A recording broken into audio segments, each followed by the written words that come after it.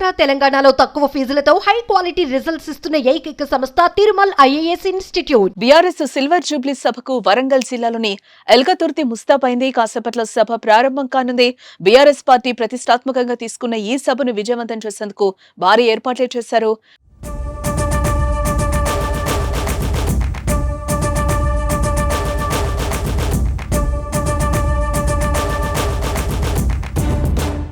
ఒక 1213 ఎకరాల విస్తీర్ణంలో సభా ప్రాంగణం ఏర్పాటైంది. 5 ఎకరాల్లో ప్రధాన వేదికను సిద్ధం చేశారు. సుమారు 500 మంది ముఖ్య నేతలు కూర్చునేలా భారీ వేదికనైతే తయారు చేశారు. భారీగా జన సమీకరణ కూడా చేశారు. సుమారు 5 లక్షల మంది హాజరవుతారనే అంచనా అయితే వేస్తున్నారు. ఊరూరా పార్టీ జెండాను ఆవిష్కరించి రాష్ట్రం నలుమూలల నుంచి గులాబీ జెండాలు చేత పట్టుకొని బీఆర్ఎస్ నాయకులు కార్యకర్తలు ఎల్కతుర్తికి తరలి వెళ్తున్నారు. తాజాగా మాజీ బీఆర్ఎస్ ఎమ్మెల్యేలు, మాజీ మంత్రులు, కీలక నాయకులు తమ అనుచర గణంతో భారీ ర్యాలీగా సభకు తరలి వెళ్తున్నారు. దీంతో పొద్దుటి నుంచే తరలి వస్తున్న వాహనాలతో రోడ్లన్నీ రద్దీగా మారిపోయాయి.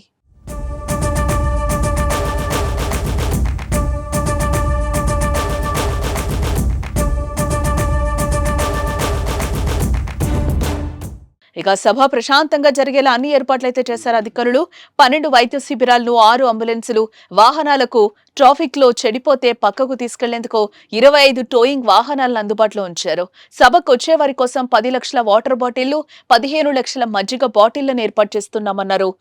200 మొబైల్ పెట్రోలింగ్ వాహనాలు, 200 సీసీ కెమెరాలు, 200 వైర్లెస్ సెట్లతో నిరంతరం పర్యవేక్షించేలా గులాబీ నేతలు ఏర్పాట్లు చేశారు. భారీ సైజులో ఉన్న 23 ఎల్ఈడి స్క్రీన్లను సభా ప్రాంగణంలో ఎక్కడ కూర్చున్నా కనిపించేలా ఏర్పాటు చేశారు.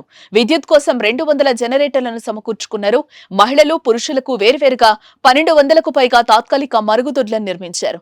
దారి పొడవునా భారీ ఫ్లెక్సీలు, కటౌట్లు, వాల్ రైటింగ్ తో గులాబీమయం చేశారు.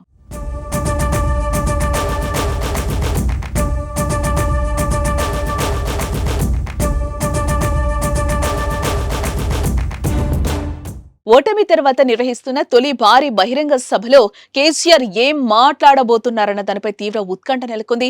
ఏం మాట్లాడతారు, ఎంతసేపు మాట్లాడతారన్న దానిపై ఆసక్తి నెలకొంది. బీఆర్ఎస్ పార్టీ శ్రేణులు కేసీఆర్ స్పీచ్ కోసం ఎదురు చూస్తున్నారు. ఈ సభలో కేసీఆర్ తప్పించి ఇంకెవరూ మాట్లాడకూడదన్న విధానపరమైన నిర్ణయాన్ని తీసుకున్నట్లుగా కూడా చెప్తున్నారు. కేసీఆర్ ఒకసారి వేదిక మీదకు వచ్చిన తర్వాత ఆయన తప్పించి ఇంకెవరూ మాట్లాడకూడదని నిర్ణయించుకున్నట్టుగా తెలుస్తోంది. పార్టీ వర్గాల నుంచి అందుతున్న సమాచారం ప్రకారం కనిష్టంగా 30 నిమిషాలు, గరిష్టంగా 45 నిమిషాలు కేసీఆర్ మాట్లాడతారని సమాచారం. కాంగ్రెస్ ప్రభుత్వంపై ఎలాంటి విమర్శలు గుప్పిస్తారు, బీజేపీని టార్గెట్ చేస్తారా లేదా అన్నది కూడా చూడాలి. అదే విధంగా ఏపీలోని చంద్రబాబు సర్కార్ పై కూడా కేసీఆర్ ఏదో ఒక కామెంట్స్ చేస్తారని రాజకీయ వర్గాల్లో చర్చ జరుగుతూ ఉండడంతో కేసీఆర్ స్పీచ్ పై ఉత్కంఠ రేపుతోంది.